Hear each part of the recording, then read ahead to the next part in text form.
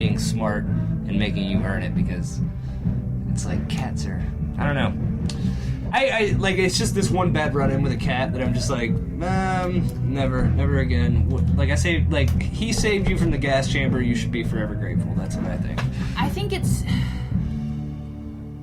I had cats, and I liked it because I already don't like showing affection or telling people that I like them when I do. So it's like having a cat. It was like, cool, like, we can cuddle for 5 minutes. You're done, I'm done, see you later. But like dogs are like, hey, like, what are we doing now? What are you gonna do later? Like, can we hang out? And it's like, stop. See, that's why I want, like, Get away from I like bulldogs. I like bigger dogs that get tired easily. Because, like, I like a bulldog or a mastiff or something. Aren't like those the kinds of dogs that were made by science that are now, like, just sad and in pain all the time? Oh, well, yeah, all dogs are like that, though. But yeah, that's an example. Like, English bulldogs, because they've been inbred so much for, like, the sake of keeping, like, pure breeds going and stuff, that, yeah, their faces are, like, falling off. Same with, like, pugs and everything. But they're also slow, and they're adorable to look at least in my head. But I mean, like a bull mastiff. I like a bull mastiff. Something that's still healthy. Sounds horrifying. Like, no. the idea of all of it. Well, I mean, that's the case with all dogs, though. I mean, yeah, like all wiener dogs. dogs, like, the wiener dogs are so sad. I liked them a lot when I was like 15, 16. Yeah. I wanted one. The only dog I was like, that, if I ever got a dog, it would be like a Dachshund, I think that's what they're called, or a Dachshund or something. But like wiener dogs. And and then my friend has one, and he was telling me, like, oh yeah, no, you don't want one because they're just in pain all the time. They get arthritis. Yeah. Like, they can't do anything. Like, once they reach like a certain age, they can't, like, jump or, like, run or anything. Yeah. It's like, that They've got, like, tiny legs. Well, I mean, like, it hurts them to, like, deal with life because their body is too big for these tiny legs. Yeah. Well, I mean, that's the same with, like, Great Danes, even. Like, Great Danes, they break really easily as far as... Great Danes are owned by rich people, so they're, like, I always compare them to, like, rich people cars, like Ferraris and stuff. Like, like, they're expensive, and they're sort of a show of, like, how affluent you are. But yeah, like, their kidneys fail really easily, like, just because their bodies are so long that they have a hard time, like their hearts have a hard time getting blood to one end and the other, and like they fall apart, like, they, like, really quick, and it's really expensive to keep them up.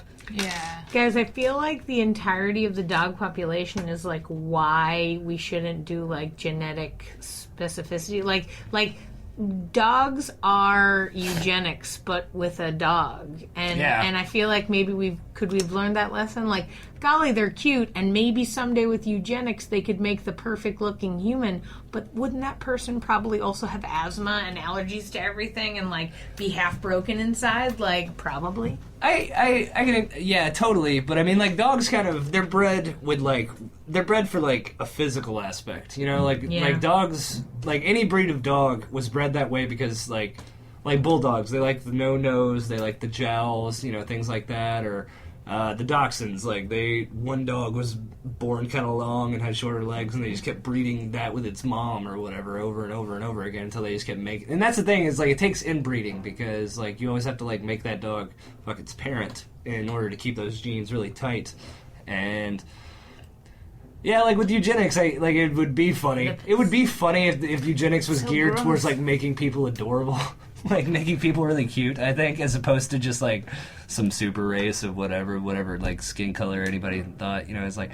Wasn't that the idea, though? I mean, I guess... Yeah, it's like, oh, little button noses and, you know, like, freckles, but not too many freckles, because that's weird and it looks painful. Looks painful. The worst. Yeah, like, I don't know. It just looks like it itches sometimes. So before we... Doesn't itch. Before we turn into a, like, all of a sudden we were talking about Nazis. Yeah. I was just like, I feel like it's just right on that cusp. We're just going to talk about Nazis. Yeah, I was like, let's... Do you ever think Hitler shit his pants? All right. Since we already did the shit talk and now we're into Hitler, I think it's time to maybe have a business conversation-ish. Sure. And then figure out what's going on. So before we were... though you've convinced me 100% to be a cat person. But... Nobody ever says they have a cat. I don't know why my roommate only has... Everybody says, I have cats. Yeah. Like you have to have a herd of them. I had 2. You had 2? You have 2.5. I keep saying that because it's like the children, right? How do they deal with each other? Just still wonder. Like the cats themselves, are they friends or are they like separate entities in the house? It depends on who else is around. So like when Brandy, the stray cat, is at the house, the other two cats get along real well because they're both like against her. They're all like, "What's up, bitch? Get out of here. We don't like you." And so they're together. So they're always like, "Ugh."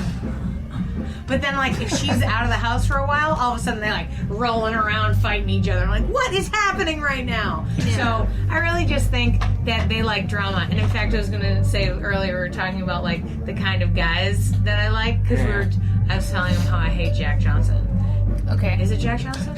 Yes. Yeah. And she's like, with you. Like the flip-flops, jeans, hoodie. He's like barefoot. Yeah, he doesn't even all of his songs, just he's like, blah, blah, blah, blah. I just want to punch him and murder him. Like, I just want to hurt him. But it's because I've never liked a guy that was, like, simple and dumb and cute.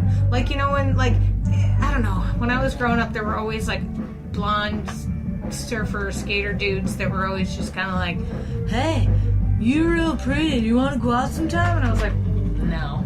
And then it'd be like, and then thered be another guy and he'd be all like, I don't know, I kind of hate myself and probably I should like never talk to people and I like have this song that I wrote and I'm like, yep, let's do it. Like, the weirder, the worse you are, the more like withholding. So you're a gambler. You're a gambler on the... I'm not a gambler. I know that I'm good at it and I will get the love. So I just go for a challenge because I'm all like, yeah, I'm good at this. You're going to love me eventually. So let's just give, sure. Yeah, there's so many like cons to deal with. Which, I mean, I think that's living. You know, because like like Crazy Girls, like... Great. Fun and exciting. It's an adventure, you know? Like, I know what you mean, like, as far as like... the only person that's ever punched me in the face is the girl I dated, and I was like, I knew that was coming down the line, but it's good to have gotten that, you know, like, way early on. You know, it's just like, you know, like, we were talking about Xanaxes. That was, like, her jam, and she just straight, like, man punched me in the mouth one time. You know, if you're taking Xanax a lot, then you probably have a lot going on. I feel like if you're a super downer person, like, if you're doing heroin, like, you must be way up when you're sober. I don't know.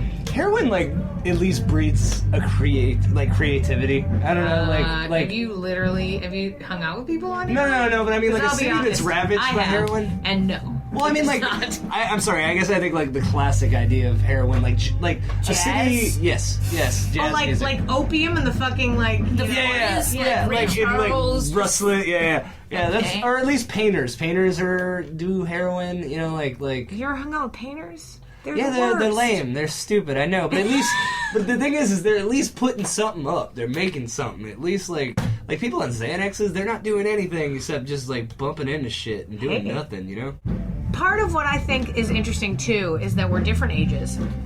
We're different like things that we're doing. I don't even know what. How old are you? 25. Okay, so we're not like fast. How old are you? 27. Oh, okay. I'm 37. So I got a generation on you. All right. And that's, I mean, I guess. X, technically. like X and Z, or we Y? We're Y, I guess. No, Y? Why? I was never X, ever. I'm only X now because I found out that they only do generations in 30-year jumps. So it's baby boomer, generation X, the same. then millennial. So we are the same. If you were born before like 85 or something, 85? I was born in 90. Yeah, I was almost gonna say if you were born in the 80s at least, I feel like that's a perspective that we all share. Like, and that locks in like a 10-year group.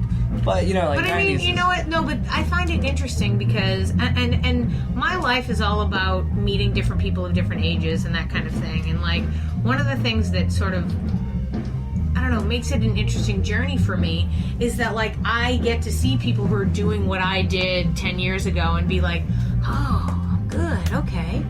That seems interesting. Like, how do I help that person do more than I did? Or, like, how do I give that person, like, an opportunity that maybe they didn't know they wanted or something like that? Like, I don't know. And then I'm always searching for my own opportunities. Mm-hmm. Like, figuring out whatever that is. But I'm also kind of like, I want the journey of it someone would be aware of it. Like, it's like, if we came in here and it was like 1 week and it's like, I had an audition this week. And it's like, yeah, I did too. Mm-hmm. Like, how'd it go? Shitty. Yeah. Like, that's legitimate. Like, the idea of this journey that we're doing, like, I did 12 stand-up sets. How'd they go? I don't know. I think I said the same thing. Like, yeah. Great. Where are we in the figuring it out? I like the idea that it's about artistic. That's what I thought. And then I was going to mention, I didn't know if it was too soon to mention it, like our awkward like conversation. It was awkward for me because like fuck, like I do want to do this, but like I have to meet her because she'll be pissed at me. And just like scheduling is such a big horrible shit so pile. Terrible. Yeah, I brought my book so that we can figure something else like out. Google always does it for me, and if it doesn't, I'm not gonna be there probably, or else I'm gonna remember it like 10 minutes before and have to like make up some excuse.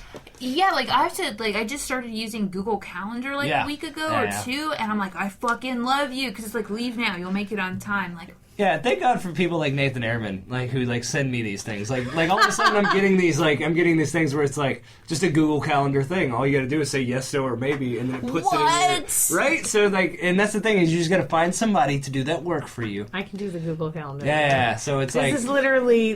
By the way, calendars and Google Sheets are pretty much my bag at the theater. Yeah, like I'm using them all now, and it's like, why did I not do this before? Yeah. Like, and it's free, and like it's amazing. Yeah, all of a sudden I'm paying off speeding tickets. Like it's crazy, like you're organized because I put it in there. I'm just like, all right, do it by this day, and you're gonna be fine. And I'm like, hey, hello, lovely. Day. Yeah. As opposed to just finding out a week later that I have a bench warrant, like that kind of thing. So it's like, just for speeding tickets. Oh, the bench warrants. Yeah, hit and runs, things like that. So I've never been arrested, but really, you're surprised. I'm sorry. I didn't mean to say we live adventurous. Yeah, we live adventurous lives. We talked about this. Maybe not even like for something you did, but maybe being an accomplice to something is kind of what I was thinking of. I'm never like an accomplice where you're just nearby. No, I've done plenty of things that I should have been arrested for. However, I've never been arrested. I think just because A, I'm lucky, and B, I keep it pretty simple. The reason why you'll notice that I don't drink so often is because when I first moved to town, I was living, I lived with a friend of mine and then got an apartment after I got the job, blah, blah, blah. It's my birthday, and my birthday is July 5th. So July 4th, everyone has all these parties. So I went out to a party, and I got wasted. And I got in my car, and I drove home. And on the way home, I got pulled over. And I was like, oh no, you're going to jail right now. And lo and behold, the blessed thing about it all was that turns out my registration was also out. So they talked about that. Hey, your registration's out. Well, golly, it is. Yep. Super sorry about that. We'll take care of it. Even had paperwork about how I was like about to take care of it or whatever. And they were like, great. Nice. I gave my ID to the cop who was a woman, and I was all like, oh no. I wasn't sure if it was going to go well or badly. I don't know. And then she goes away with the thing. She comes back. She's like, oh, listen, I just saw that it's your birthday. So I see that you're trying on the registration thing. Why don't you go ahead and head on out?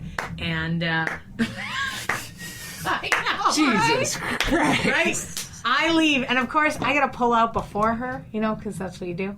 And when you get pulled over, you're like, gotta leave now. And I'm like, oh, shit. Checking the mirror. Like, how drunk am I? Because I am drunk. I am in this moment. And thankfully, I wasn't too far from home. I drove home, never drank. like when I drink, it's like I'm sleeping here at this place. Yeah, or it's like there's a person coming to pick me up. Like, I never do it anymore because that was so close. That was the closest I ever got, and then I was like, nope, no way.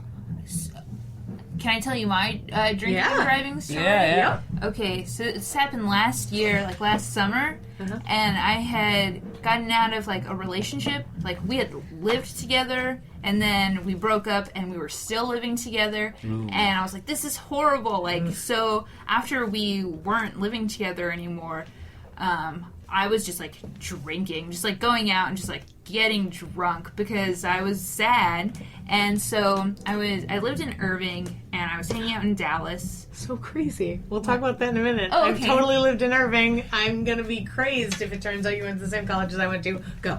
Oh, so it's like 25 minutes apart from each other. Yeah. And my work schedule at the time was like 7 a.m. to 5:30 p.m. So I had to be at work fucking early. So anyway, I'm in Dallas and it's like 2 a.m. and I was like drinking a lot and like I was so